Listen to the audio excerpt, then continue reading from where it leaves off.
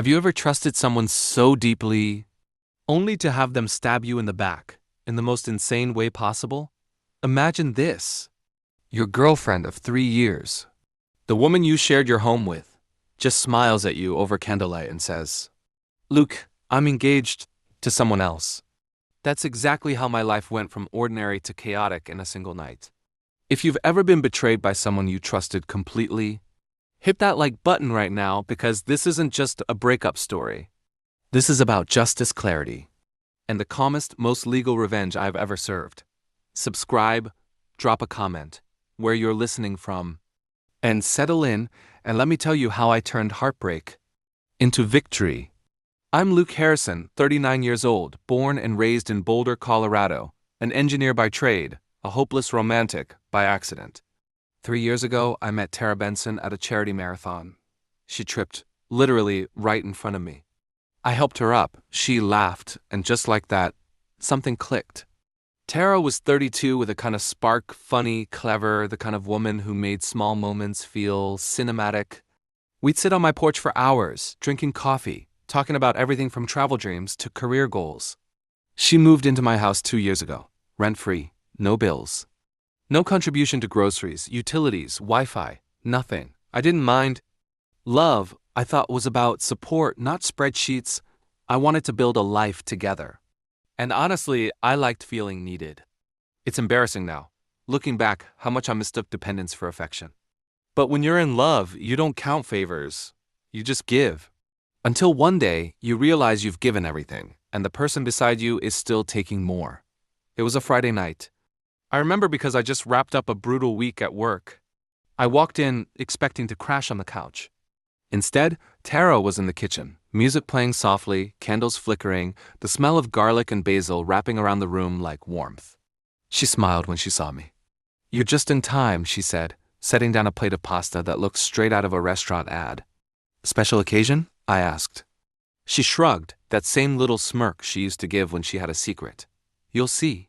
We ate. We talked. It felt normal. Until she put her fork down, folded her hands, and said in the calmest voice imaginable, "Luke, I'm engaged." The words hit like static in my ears. "Engaged?" I repeated. "Engaged to who?" "His name's Derek," she said, like she was announcing a weather update. "We've been seeing each other for months. He proposed yesterday." Then she actually lifted her left hand, a thin gold ring catching the candlelight, and smiled. I laughed. "I thought I had to be missing something. You're engaged." "While living with me?" She nodded. "I know it sounds weird, but Derek and I are serious." My pulse was pounding so hard I could hear it in my ears. I tried to stay calm, but inside, every emotion I'd buried was clawing to the surface. Confusion, humiliation, disbelief. "So, what now?" I asked finally. She sipped her wine. "Well, obviously I'll move out once we find a place. Maybe a month or two? Derek and I are still looking. A month or two. In my home, sleeping under my roof. While planning a wedding to another man." I just stared at her, trying to understand how she could say it so easily, like it was a casual favor she was asking. Something broke inside me then. Not anger. Not sadness. Just clarity. I got up from the table quietly, walked to the kitchen counter, and poured myself a drink. Hands trembling, mind racing. When I turned back, I said, as calmly as I could, "Congratulations, Tara. I wish you both the best. But you've got 2 hours to pack your things." Her smile evaporated. "Luke, come on." "Don't be dramatic." "I'm not," I said softly. "You don't live here anymore." She laughed, then realized I wasn't joking. Her tone shifted, sharp, defensive. "You can't just kick me out. That's illegal. I have rights." So I asked, "Do you pay rent?" She hesitated. "No, but are you on the lease?" "No." "Any bills in your name?" "No." "Then you're a guest," I said. "And guests don't stay after they announce they're engaged to someone else." Her face twisted with rage. "You'll regret this, Luke." She started recording me on her phone, saying things like, "This is harassment. He's throwing me out." Her voice shook, not from fear, but because she'd lost control of the narrative. So I called 911 calmly. When the officers arrived, I explained everything. Showed them the property deed, the bills, the text messages.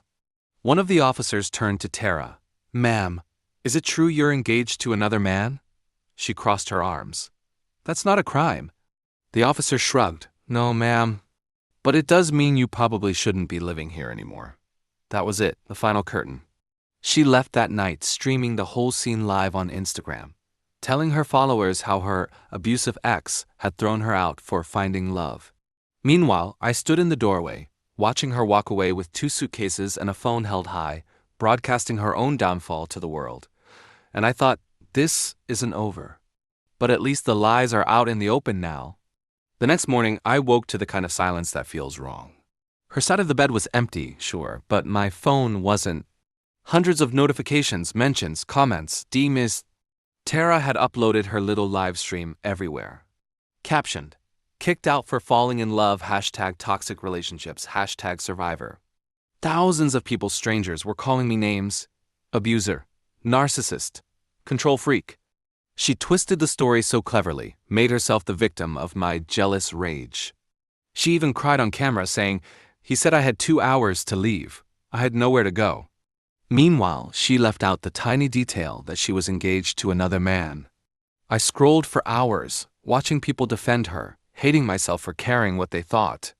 But that's the thing about betrayal, it doesn't end when they leave. It echoes. It fills every quiet space with questions. Then came the texts. From her friends. How could you throw her out like that? From Derek himself. Not cool, bro. You could have given her time. I stared at that one for a long minute. Not cool, bro? From the guy who'd been sleeping with my girlfriend? I typed back, you proposed to my live-in girlfriend. Not cool. He never replied. Then her mother called. Voice sharp, trembling with anger. You evicted my daughter without warning. She's devastated. I sighed. Did she tell you she got engaged while living in my house? There was silence on the other end. Then a quiet, embarrassed, I need to call you back. Click. That was the first moment I smiled in days. Because that's when I realized something. When people build their story on lies, all it takes is one truth to make the whole thing crumble. 3 days later, I heard a knock at my door. When I opened it, there stood Derek Man Bun, designer boots, half-buttoned shirt. He looked like every inspirational entrepreneur meme you've ever seen. Can I help you? I asked, already exhausted. He gave this fake, polite smile. Tara just needs to grab a few things. You really overreacted, man. Her things? I asked. You mean my furniture? The TV? The car in the driveway? She said those were hers. So I opened a folder I'd already prepared, receipts, purchase records, everything labeled, dated, my name on all of them. He blinked, swallowed, and tried to save face. Well, she did contribute emotionally, you know. Relationships aren't transactions, right? I said. But property law is. He muttered something about lawyers and stormed off. It was satisfying, but short-lived, because that night Tara went live again.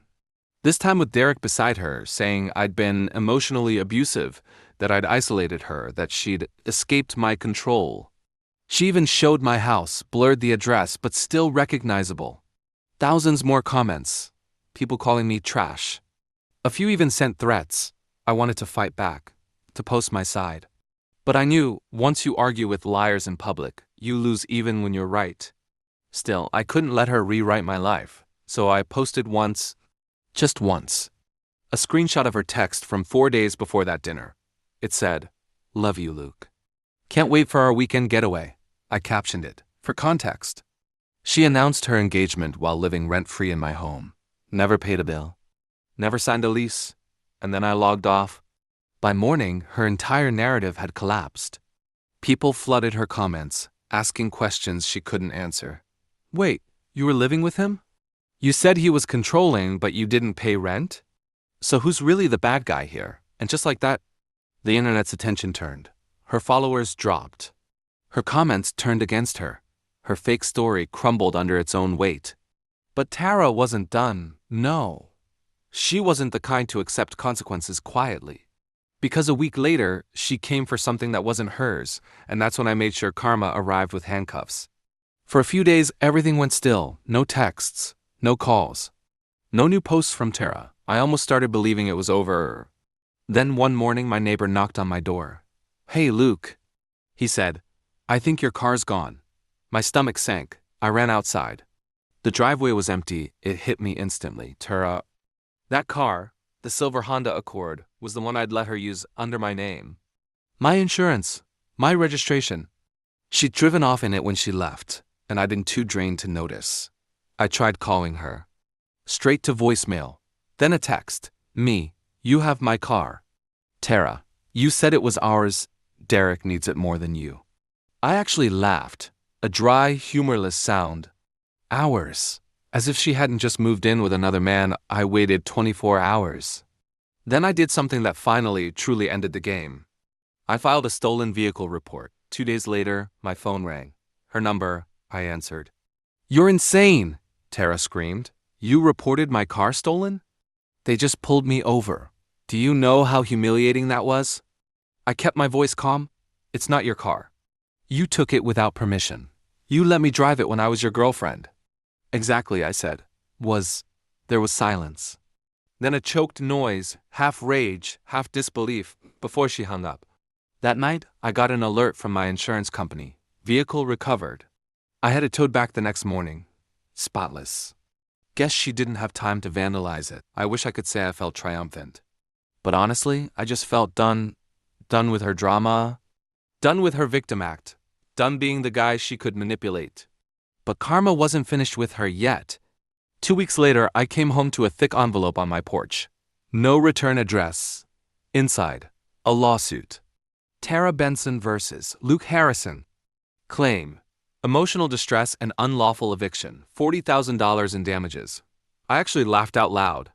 She was suing me for the consequences of her own betrayal. I called my lawyer, a sharp, dry-witted guy named Sam Whitmore. He skimmed the papers and grinned.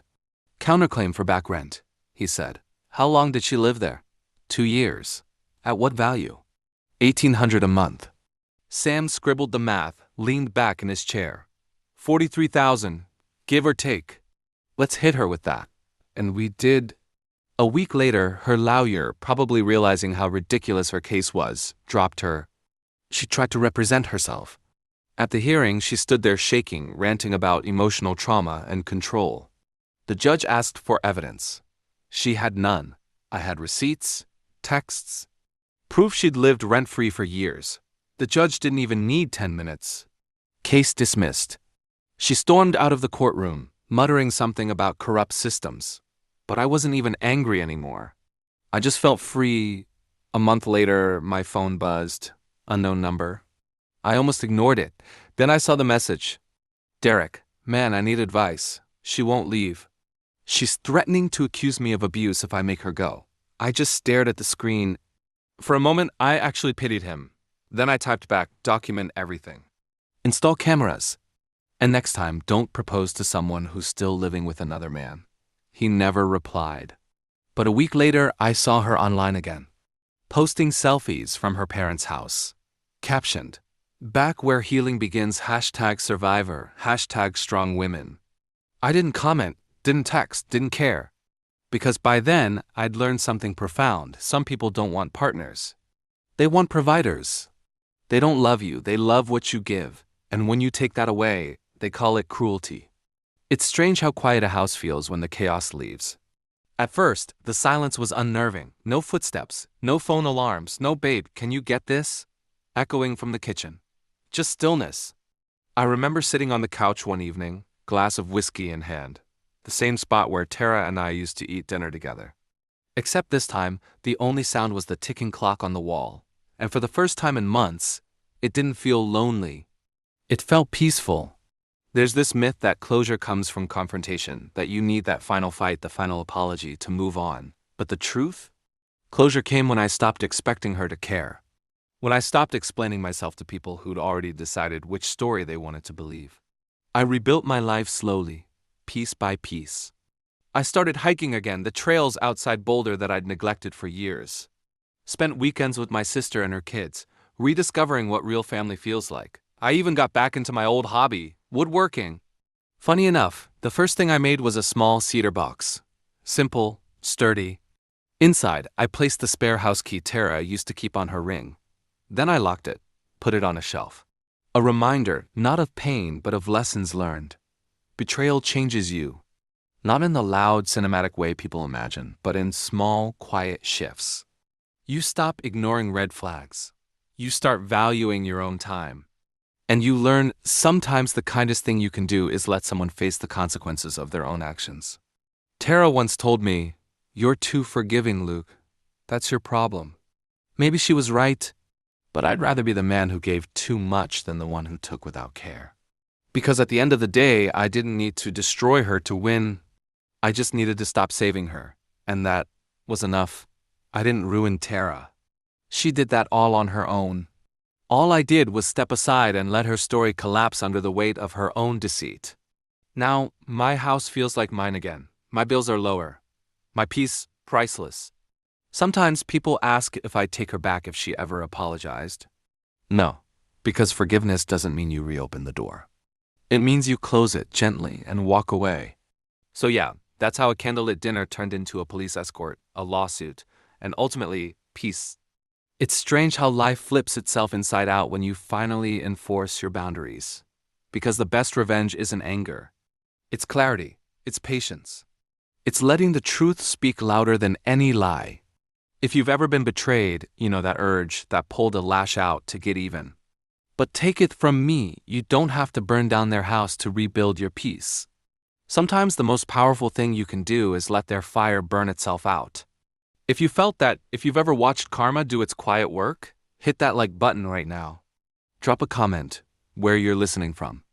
I love seeing how far these stories travel. And if you want more stories where betrayal meets poetic justice, subscribe and turn on notifications. Because trust me, the truth always wins in the end. Until next time, I'm Luke Harrison, and this was the story of how I lost a liar and found my peace.